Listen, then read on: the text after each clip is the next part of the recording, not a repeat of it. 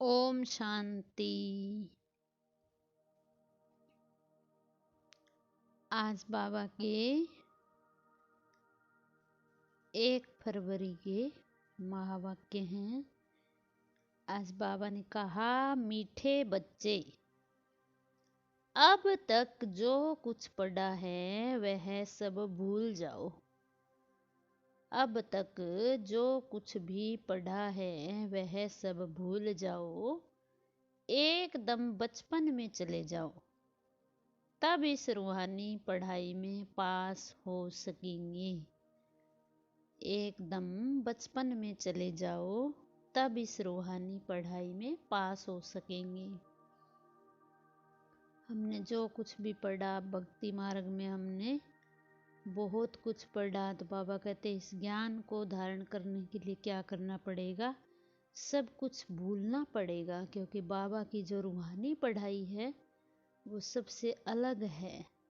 तो इसीलिए बाबा ने कहा। फिर बाबा ने पूछा, जिन बच्चों को दिव्य बुद्धि मिली है उनकी निशानी क्या होगी? जिन बच्चों को दिव्य बुद्धि मिली है उनकी निशानी क्या होगी? उत्तर में बाबा ने कहा, वे बच्चे इस पुरानी दुनिया को इन आँखों से देखते हुए भी नहीं देखेंगे। जिनको दिव्य बुद्धि मिल गई वो क्या नहीं करेंगे? इस पुरानी दुनिया को आँखों से देखते हुए भी नहीं देखेंगे। उनकी बुद्धि में सदा रहता कि यह पुरानी दुनिया खत्म हुई की हुई। उनकी बुद्धि में सदा रहता कि यह पुरानी दुनिया खत्म हुई की हुई। यह शरीर भी पुराना तमो प्रधान है, तो आत्मा भी तमो प्रधान है। इनसे क्या प्रीत करें? ऐसे दिव्य बुद्धि वाले बच्चों से ही बाप की भी दिल लगती है। ऐसे बच्चे ही बाप की याद में निरंतर रह सकते हैं, सेवा में भी आगे जा सकते हैं। जिन बच्चों को दिव्य बुद्धि मिली उनकी क्या क्या निशानियां बाबा ने बताई, रिपीट करेंगे। इस पुरानी दुनिया को देखते हुए भी नहीं देखेंगे। उनकी बुद्धि में रहेगा कि यह पुरानी दुनिया खत्म हुई की हुई, क्योंकि शरीर भी तमो प्रधान है, आत्मा भी तमो प्रधान है। तो क्या प्रीत लगाएं? फिर ऐसे दिव्य बुद्धि वाले बच्चों से बाप की भी दिल लगती है, और ऐसे बच्चे ही निरंतर याद में रह सकते हैं और सेवा में भी आगे जा सकते हैं। ओम शांति। मीठे मीठे रूहानी बच्चों को रूहानी बाप समझाते हैं। जैसे हद के सन्यासी हैं, वह घर बार छोड़ देते हैं क्योंकि वह समझते हैं कि हम ब्रह्म में लीन हो जाएंगे। इसलिए दुनिया से आसक्ति छोड़नी चाहिए। अभ्यास भी ऐसे करते होंगे। जाकर एकांत में रहते हैं। वह है हठ योगी तत्वज्ञानी। समझते हैं कि ब्रह्म में लीन हो जाएंगे। इसलिए ममता मिटाने के लिए घर बार को छोड़ देते हैं। वैराग्य आ जाता है, परंतु फट से ममता नहीं मिटता। स्त्री बच्चे आदि याद आते रहते हैं। यहाँ तो तुमको ज्ञान की बुद्धि से सब कुछ बुलाना होता है। यहाँ तो तुमको ज्ञान की बुद्धि से सब कुछ बुलाना होता है। कोई भी चीज जल्दी नहीं भूलती। अभी तुम यह बेहद का संन्यास करते हो। याद तो सब सन्यासियों को भी रहती है, परंतु बुद्धि से समझते हैं कि हमको ब्रह्म में लीन होना है। इसलिए हमको देह भान नहीं रखना। वह है हठ योग मार्ग, जो सन्यासियों का है। बाबा कहते वो क्या है? हठ योग मार्ग है। समझते हैं कि हम यह शरीर छोड़ ब्रह्म में लीन हो जाएंगे। उनको यह पता नहीं कि हम शांति धाम में कैसे जा सकते हैं। तुम अब जानते हो कि हमको अपने घर जाना है। जैसे विलायत से आते हैं तो समझते हैं कि हमको बॉम्बे जाना है वाया। अब हमें तो ये पता है ना कि हमें कहाँ जाना है, अपने शांति धाम घर जाना है। लेकिन बाबा ने कहा कि उनको तो नहीं पता ना, वो क्या समझते हैं कि हम ब्रह्म में लीन हो जाएंगे। अब हम कहीं से आते हैं तो जैसे बाबा ने तो उदाहरण दिया कि विलायत से आते हैं तो समझते हैं कि हमको बॉम्बे जाना है। अभी तुम बच्चों को भी पक्का निश्चय है, बहुत कहते हैं कि इनकी पवित्रता अच्छी है, ज्ञान अच्छा है, संस्था अच्छी है, माताएं मेहनत अच्छी करती है क्योंकि अथक हो समझाती है, अपना तन मन धन लगाती है, इसलिए अच्छी लगती है। बाबा माताओं की कितनी महिमा करता है, क्योंकि माताएं जितना बचा बचा करके भी बाबा के यज्ञ की सेवा में लगाती है, अपना तन भी मन भी धन भी। परंतु हम भी ऐसा अभ्यास करें, यह ख्याल नहीं आएगा। बाबा ने उन लोगों की बात की, वो अच्छा अच्छा कहते हैं कि यहाँ पर बहुत सेवादारी हैं, सेवा भी अच्छी करते हैं, लेकिन ये ख्याल नहीं आता कि हम भी ऐसा करें। कोई बिरला ही ऐसा निकलता है। वह तो बाप भी कहते हैं कि कोटों में कोई, अर्थात जो तुम्हारे पास आते हैं उनमें से कोई ही निकलता है, करोड़ों में कोई ही निकलता है। बाकी यह पुरानी दुनिया खत्म होने वाली है। तुम जानते हो कि अब बाप आया हुआ है, साक्षात्कार हो न हो। विवेक कहता है कि बेहद का बाप आए हैं। यह भी तुम जानते हो कि बाप एक है, वही पारलौकिक बाप ज्ञान का सागर है। लौकिक को कभी ज्ञान का सागर नहीं कहेंगे। यह भी बाप ही आकर तुम बच्चों को अपना परिचय देते हैं। तुम जानते हो कि अब पुरानी दुनिया खत्म होने वाली है। हमने 84 जन्मों का चक्कर पूरा किया, अभी हम पुरुषार्थ करते हैं वापिस सुख धाम जाने का, वाया शांति धाम। शांति धाम तो जरूर जाना है, वहां से फिर यहाँ वापिस आना है। मनुष्य तो इन बातों में मुंझे हुए हैं। कोई मरता है तो समझते हैं वैकुंठ गया, परंतु वैकुंठ है कहाँ? यह वैकुंठ का नाम तो भारतवासी ही जानते हैं, और धर्म वाले तो जानते ही नहीं, सिर्फ नाम ही सुना है, चित्र देखे हैं, देवताओं के मंदिर आदि बहुत देखे हैं। जैसे यह दिलवाड़ा मंदिर है, जो माउंट आबू गए हैं तो उन्होंने देखा होगा, वहाँ दिलवाड़ा मंदिर है, लाखों करोड़ों रुपया खर्च करके बनाया है और बनाते ही रहते हैं। देवी देवताओं को वैष्णव कहेंगे ना।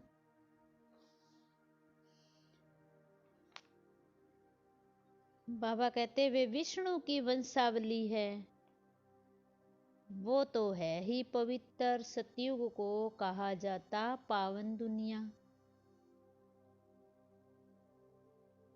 यह है पतित दुनिया।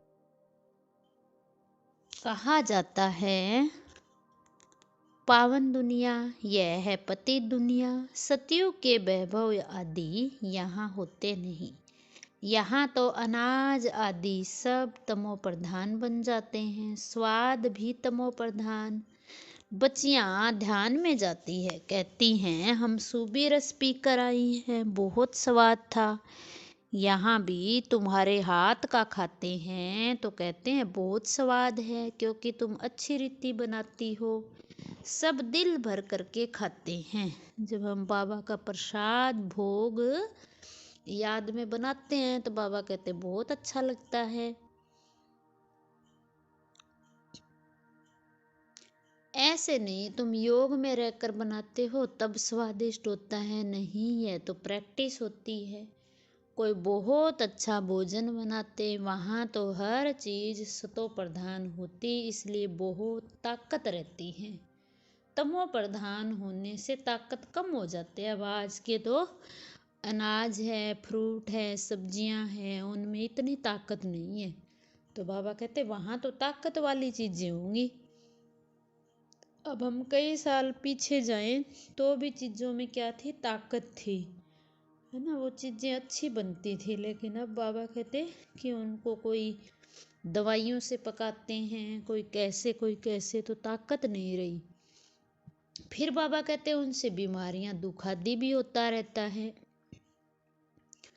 नाम ही है दुख धाम, सुख धाम में दुख की बात ही नहीं। हम इतने सुख में जाते हैं जिसको स्वर्ग का सुख कहा जाता है। सिर्फ तुमको पवित्र बनना है, सो भी इस जन्म के लिए। पीछे का ख्याल मत करो, अभी तो तुम पवित्र बनो। पहले तो विचार करो कि कहते कौन है। बेहद के बाप का परिचय देना पड़े। बेहद के बाप से सुख का वर्षा मिलता है। लौकिक बाप भी पारलौकिक बाप को याद करते हैं, बुद्धि ऊपर चली जाती है। तुम बच्चे जो निश्चय बुद्धि पक्के हो, उन्हों के अंदर रहेगा कि इस दुनिया में हम बाकी थोड़े दिन हैं। यह तो कौड़ी मिसल शरीर है, आत्मा भी कौड़ी मिसल बन पड़ी है। इसको वैराग्य कहा जाता है। अभी तुम बच्चे ड्रामा को जान चुके हो। भक्ति मार्ग का पाठ तो चलना ही है।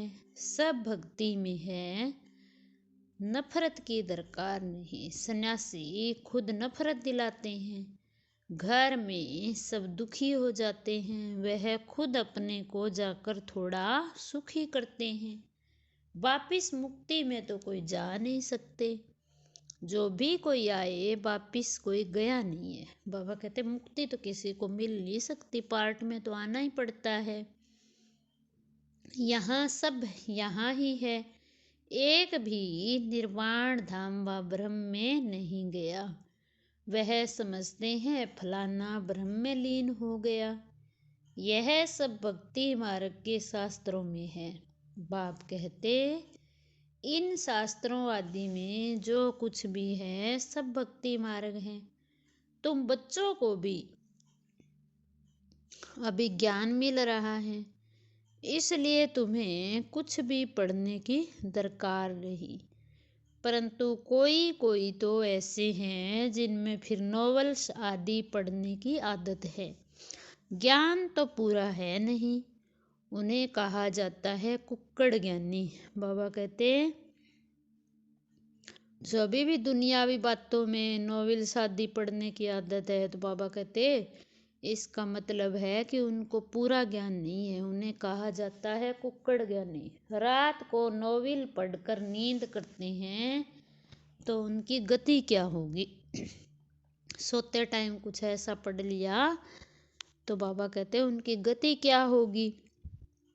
यहाँ तो बाप कहते हैं जो कुछ पढ़े हो सब भूल जाओ, इस रूहानी पढ़ाई में लग जाओ। यह तो भगवान पढ़ाते हैं जिससे तुम देवता बन जाएंगे 21 जन्मों के लिए।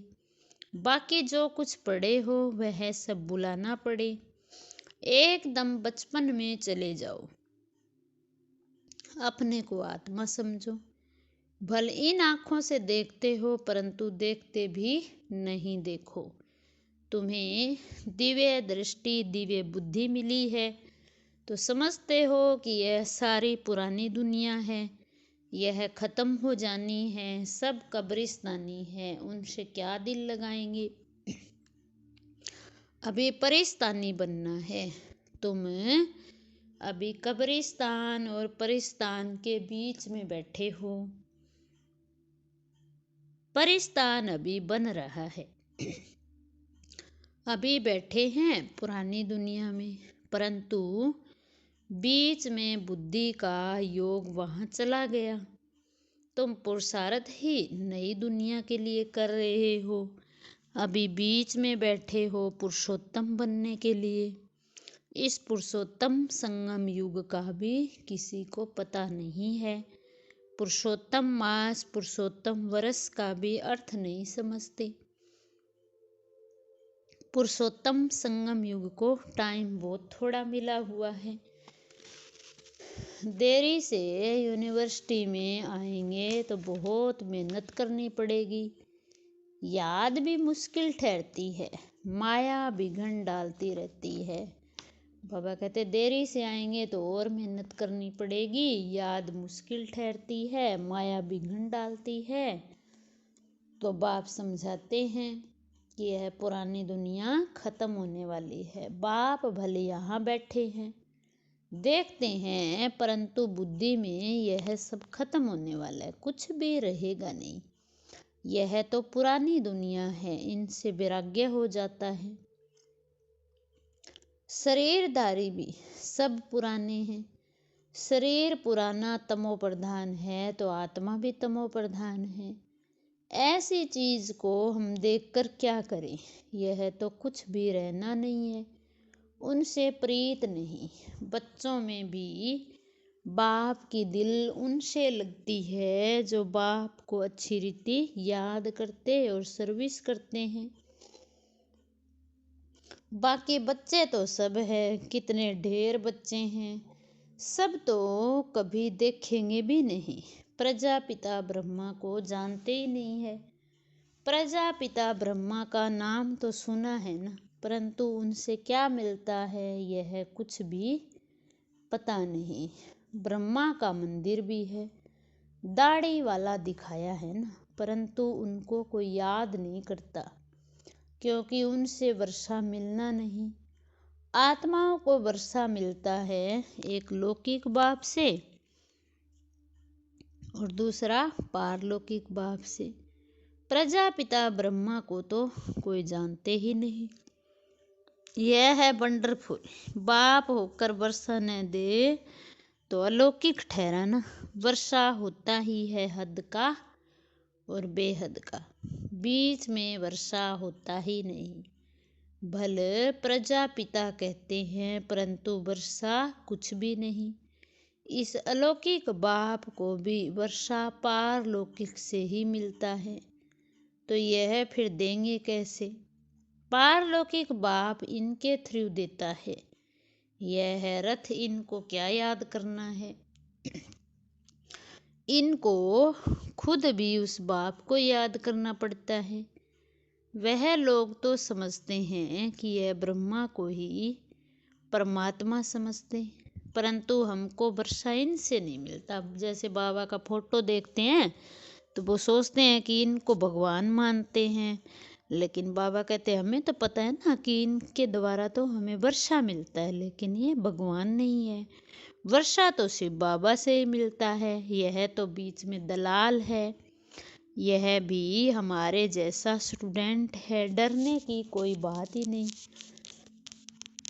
बाप कहते हैं इस समय सारी दुनिया तमो प्रधान है, तुमको योग बल से सतो प्रधान बनना है। लौकिक बाप से हद का वर्षा मिलता है, तुमको अब बुद्धि लगानी है बेहद में। बाप कहते हैं सिवाय बाप से और किससे कुछ भी मिलना नहीं है। फिर बल देवताएं क्यों न हो, इस समय तो सब तमो प्रधान है। लौकिक बाप से वर्षा तो मिलता ही है, बाकी इन लक्ष्मी नारायण से तुम क्या चाहते हो? वह लोग तो समझते हैं कि यह है अमर, कभी मरते नहीं, तमो प्रधान तो बनते नहीं। लेकिन तुम जानते हो जो सतो प्रधान थे वही तमो प्रधान में आते हैं। श्री कृष्ण को लक्ष्मी नारायण से भी ऊंच समझते हैं, क्योंकि वे फिर भी शादी किए हुए हैं। बाबा कहते श्री कृष्ण को लक्ष्मी नारायण से भी ऊंच समझते हैं, क्योंकि वे फिर भी शादी किए हुए हैं। श्री कृष्ण तो जन्म से ही पवित्र है, इसलिए श्री कृष्ण की महिमा बहुत है। झूला भी श्री कृष्ण को ही झुलाते हैं, जयंती भी श्री कृष्ण की ही मनाते हैं, लक्ष्मी नारायण की क्यों नहीं मनाते? ज्ञान न होने के कारण श्री कृष्ण को द्वापर में ले गए। कहते हैं गीता ज्ञान द्वापर में दिया, कितना कठिन है किसको समझाना। कह देते हैं ज्ञान तो परंपरा से चला आ रहा है, परंतु परंपरा भी कब से, यह कोई नहीं जानते। पूजा कब से शुरू हुई यह भी नहीं जानते, इसलिए कह देते हैं कि रास्ता और सृष्टि के आदि मध्यांत को नहीं जानते। कल्प की आयु भी लाखों वर्ष कहने से परंपरा कह देते हैं। तिथि तारीख तो कुछ भी जानते नहीं। लक्ष्मी नारायण का भी जन्मदिन नहीं मनाते, इसको कहा जाता है अज्ञान अंधियारा। तुम्हारे में भी कोई यथार्थ रीति इन बातों को जानते नहीं, तभी तो कहा जाता है महारथी घोड़े सवार और प्यादे। गज को ग्राहा ने खाया,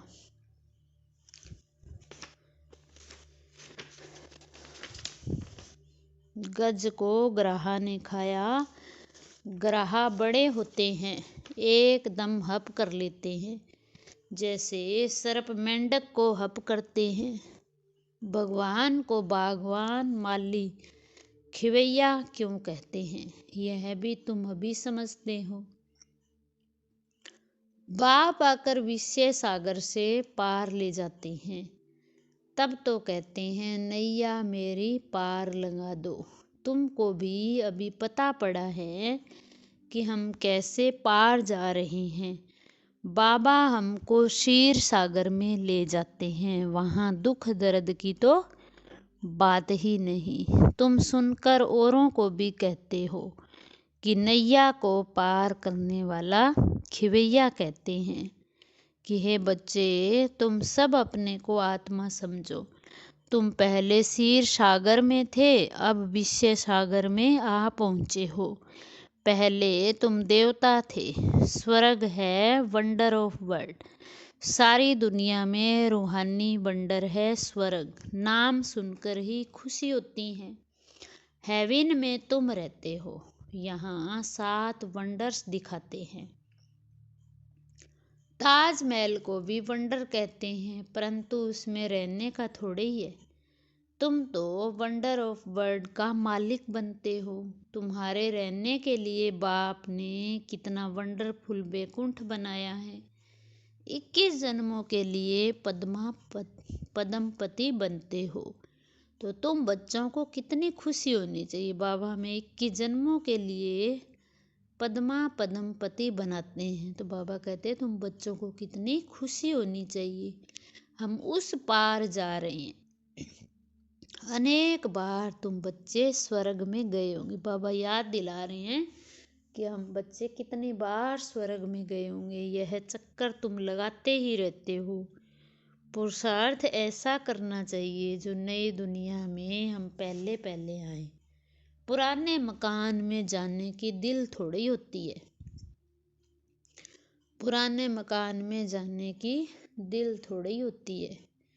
बाबा जोर देते हैं पुरुषार्थ कर नई दुनिया में जाओ।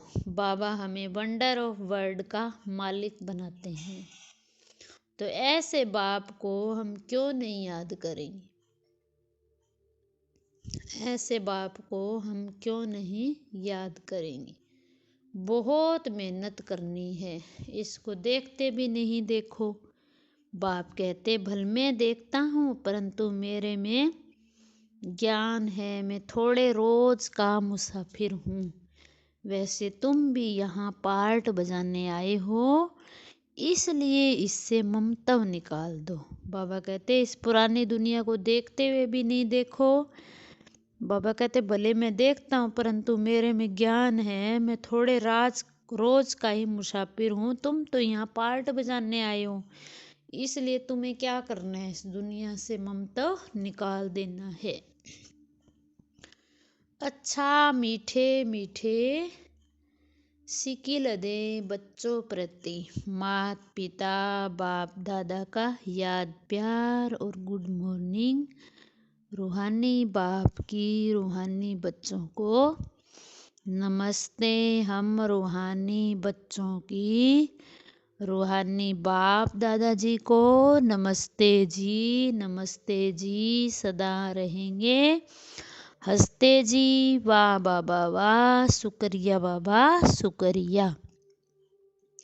धारणा के लिए बाबा ने बताया धारणा के लिए मुख्य सार में पहली पॉइंट है रूहानी पढ़ाई में सदा बिजी रहना है। क्या करना है? रूहानी पढ़ाई में सदा बिजी रहना है। कभी भी नॉवेल्स आदि पढ़ने की गंदी आदत नहीं डालनी। इस रूहानी पढ़ाई में बिजी रहना है। कभी भी नॉवेल्स आदि पढ़ने की गंदी आदत नहीं डालनी।